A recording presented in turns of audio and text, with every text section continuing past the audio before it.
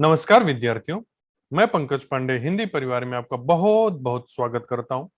आज मैं आपके लिए सीबीएसई क्लास 10 से लेखक हबीब तनवीर द्वारा रचित बहुत प्यारी सी एकांकी लेकर आया हूं, जिसका नाम है कारतूस। रही बात कारतूस के अर्थ की, तो वो तो आपको पता ही है। और इस एकांकी का नाम कारतूस क्यों रखा गया है, वो इस एकांकी के अंत में, इस चैप्टर के अंत में क्लियर हो जाएगा।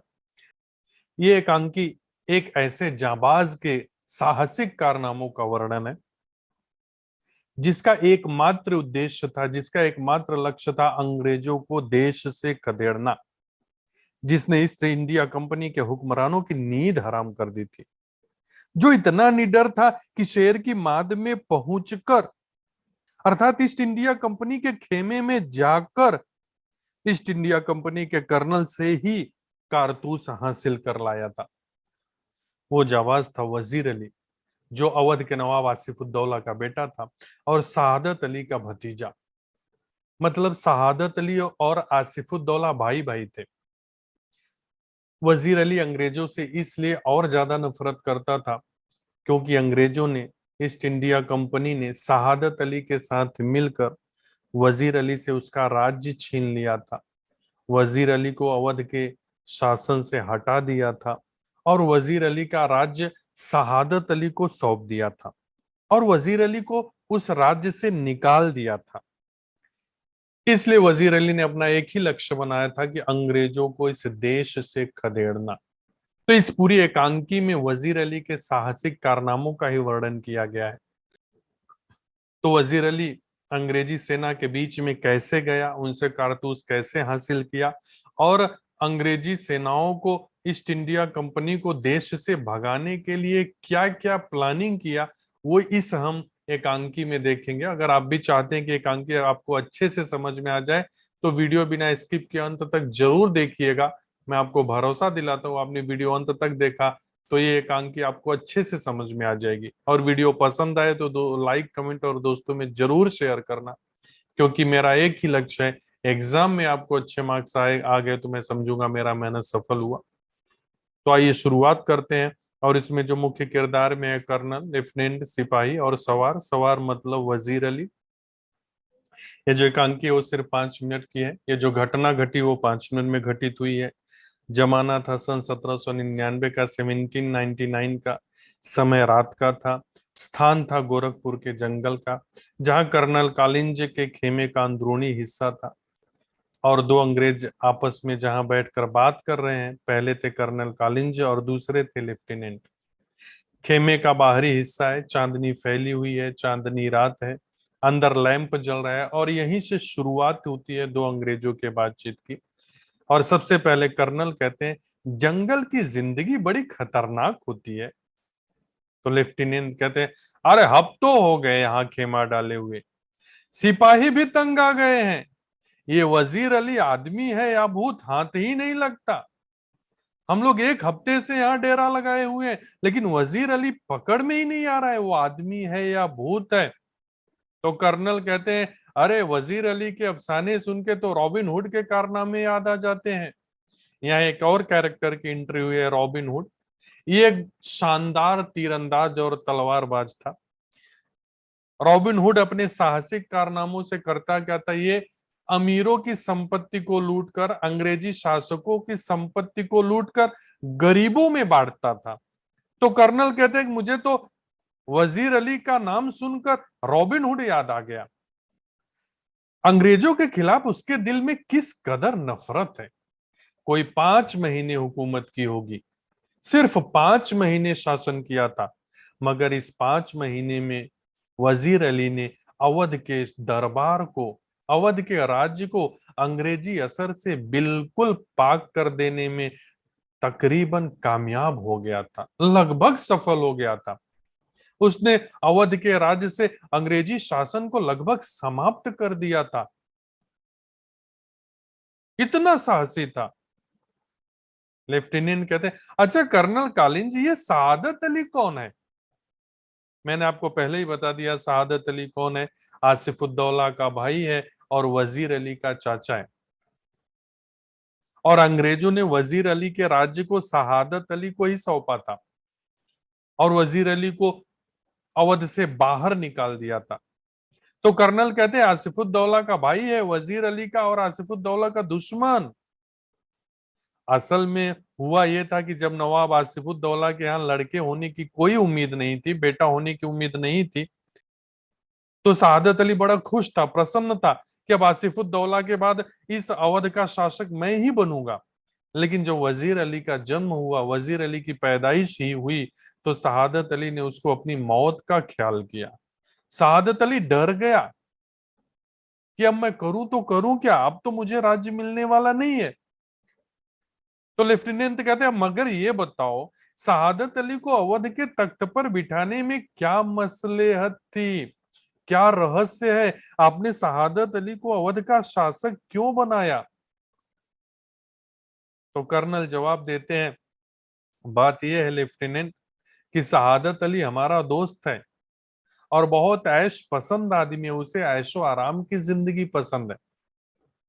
इसलिए हमें अपनी आधी मुमलिकत, अपनी आधी संपत्ति, अपनी आधी जायदाद, अपनी आधी दौलत दे दी और 10 लाख रुपए नगद भी दिया। बस इसलिए हमने उसकी मदद की और उसे अवध का शासक बना दिया। उसकी आधी प्रॉपर्टी मेरी हो गई, 10 लाख रुपए मेरे हो गए। अब वो भी मजे करता है और हम भी मजे करते हैं।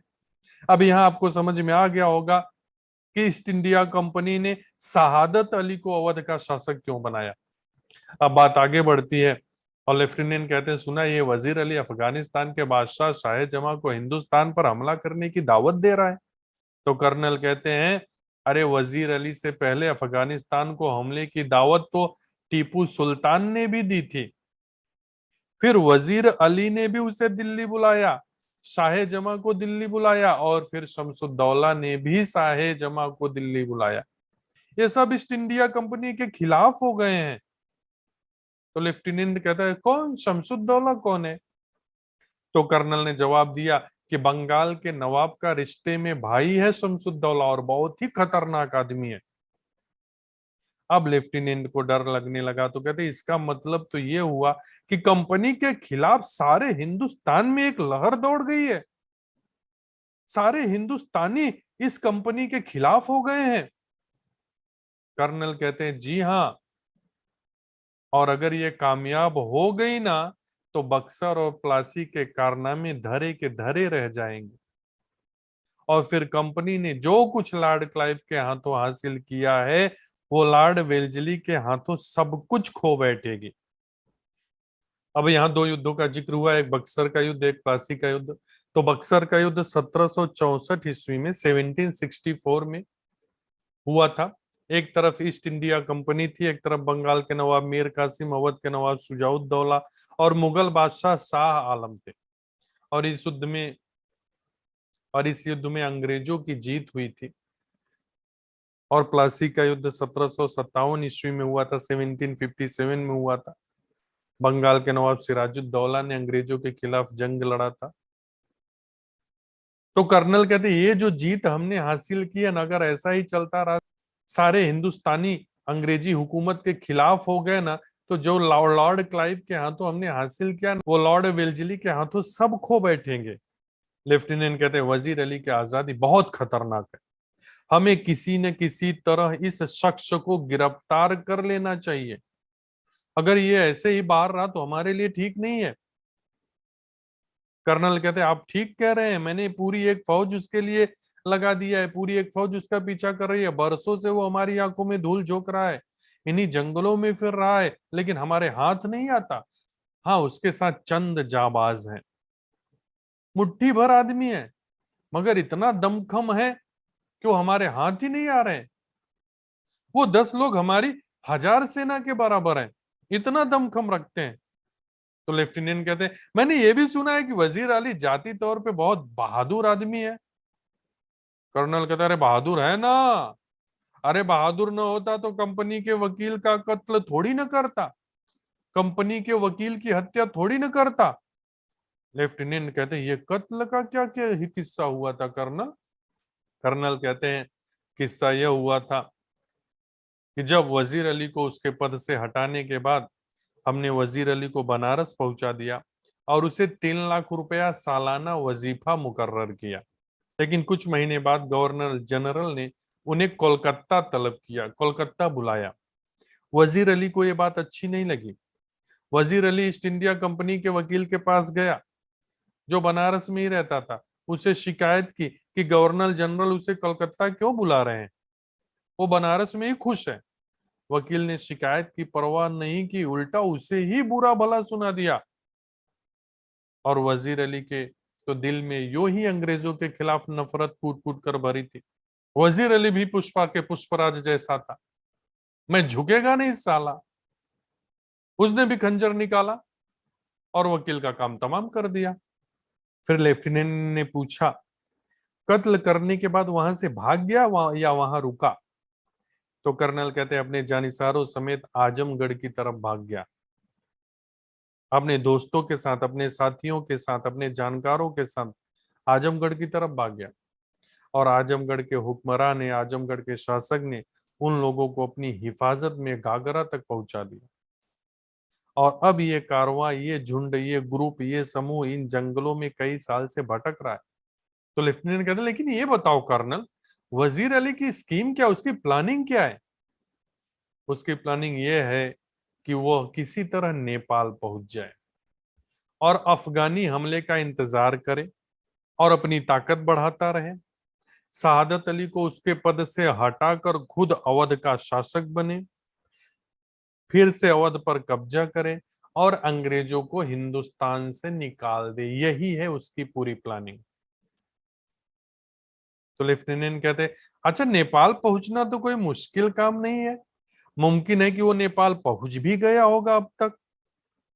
कर्नल कहते हैं हमारी फौजें और नवाब शहादत अली खां के सिपाही बड़ी सख्ती से उसका पीछा कर रहे हैं। हमें अच्छी तरह मालूम है कि वो इन्हीं जंगलों में है। हाँ, वो अलग बात है कि वो अभी तक हमारे हाथ नहीं लगा। तब तक एक सिपाही तेजी से दाखिल होता है। कर्नल उठकर कहते हैं क्या बात है? और वो सिपाही, गोरा, गोरा का अर्थ है सिपाही। सिपाही कहता है दूर से गर्द उठती दिखाई दे रही है, दूर से धूल उठती हुई दिखाई दे रही है। तो कर्नल कहते सिपाहियों से कह दो कि तैयार रहे। सिपाही सलाम करके चला जाता है। लेफ्टिनेंट कहते हैं जो खिड़की के बाहर देखने में मशरूफ थे, जो खिड़की के बाहर देख रहे थे, वो लेफ्टिनेंट कहते हैं गर्द तो ऐसी उड़ रही है जैसे कि पूरा एक काफिला चला आ रहा है, जैसे एक झुंड आ रहा है, एक सेना आ रही हो, मगर मुझे तो सिर्फ एक सवार नजर आ रहा है। कर्नल खिड़की के पास जाकर, हाँ आप तो सही कह रहे हैं, एक ही सवार है, सर पर घोड़ा दौड़ाए चला रहे, बड़ी तेजी से घोड़ा दौड़ाए चला आ रहा है लेफ्टिनेंट, और सीधा हमारी तरफ ही आता मालूम हो रहा है। कर्नल ताली बजाकर तुरंत सिपाही को बुलाते हैं। सिपाही से कहते हैं कि सिपाहियों से कह दो कि इस सवार पर नजर रखे कि ये किस तरफ जा रहा है। और सिपाही सलाम करके चला जाता है। लेफ्टिनेंट कहते हैं शुभ्य की तो कोई गुंजाइश ही नहीं, शक की, संदेह की तो कोई गुंजाइश ही नहीं है, बड़ी तेजी से हमारी तरफ ही आ रहा है। और टापों की आवाज बहुत करीब आकर रुक जाती है। सवार बाहर से कहता है मुझे कर्नल से मिलना है। गोरा चिल्लाकर कहता है बहुत खूब, बहुत खूब। सवार बाहर से कहता है सी। गोरा अंदर जाकर, हुजूर सवार आपसे मिलना चाहता है। भेज दो, वजीर अली का कोई आदमी होगा, हमसे मिलकर उसे गिरफ्तार गिरफ्तार करवाना चाहता होगा। कर्नल कहते खामोश रहो, चुप रहो, कहीं वो हमारी बात न सुन ले। सवार सिपाही के साथ अंदर आता है और सवार अंदर आते ही पुकार उठता है तन्हाई, तन्हाई। कर्नल साहब कहते हैं यहाँ कोई गैर आदमी नहीं है, सब हमारे अपने ही है। आप राजे दिल कह दे, आप अपने दिल की बात बयां करें।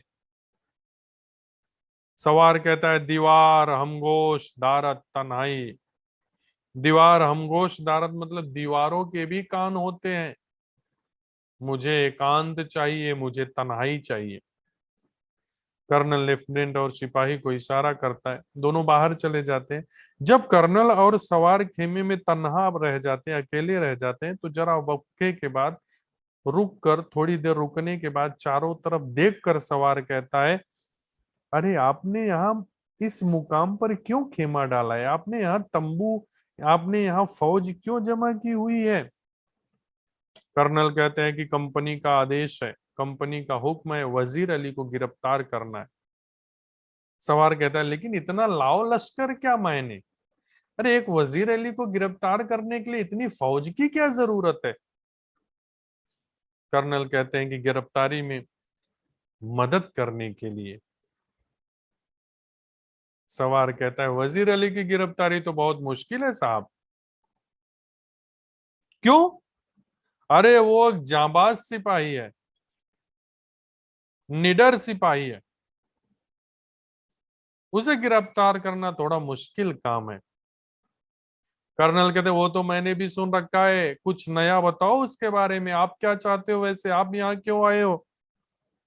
सवार कहता है चंद कारतूस चाहिए। मैंने आपको पहले ही बोला था कि इस चैप्टर का नाम कारतूस क्यों रखा गया, वो आपको अंत में क्लियर हो जाएगा। इसीलिए चैप्टर का नाम रखा गया है कारतूस। सवार कहता है मुझे थोड़े कारतूस चाहिए। कर्नल ने बोला किस लिए? अरे वजीर अली को गिरफ्तार करने के लिए। और किस लिए? ठीक है, ये लो 10 कारतूस, और वजीर अली को गिरफ्तार करने में मेरी मदद करो। सवार मुस्कुराते हुए कहता है शुक्रिया, thank you so much. Colonel ने बोला वैसे आपका नाम क्या है? तो सवार ने कहा वजीर अली। आपने मुझे कारतूस दिए इसलिए आपकी जान बख्शी करता हूं। आपने मुझे ये 10 कारतूस दिए हैं इसलिए आपको नहीं मार रहा हूं, इसलिए आपकी जान बख्श रहा हूं। ये कहकर वह बाहर चला जाता है और टापों का शोर सुनाई देता है। कर्नल एक सन्नाटे में है, कर्नल एक सदमे में है, हक्के बक्के से खड़े हैं। उनके समझ में नहीं आ रहा है करे तो क्या करे। तब तक लेफ्टिनेंट अंदर आता है और कर्नल से कहता है कौन था? कर्नल ने दबी जबान से अपने आप से कहा एक जांबाज सिपाही। तो अब आपको समझ में आ गया होगा कि वजीर अली कितना निडर था, कितना जांबाज था, कि जिस वजीर अली को पकड़ने के लिए ये पूरी फौज एक हफ्ते से जंगल में डेरा जमाए हुए थे, वो वजीर अली इनके बीच में आया और इनसे ही 10 कारतूस लेके चला गया। और यही ये चैप्टर समाप्त हो जाता है। उम्मीद करता हूं आपको समझ में आ गया होगा।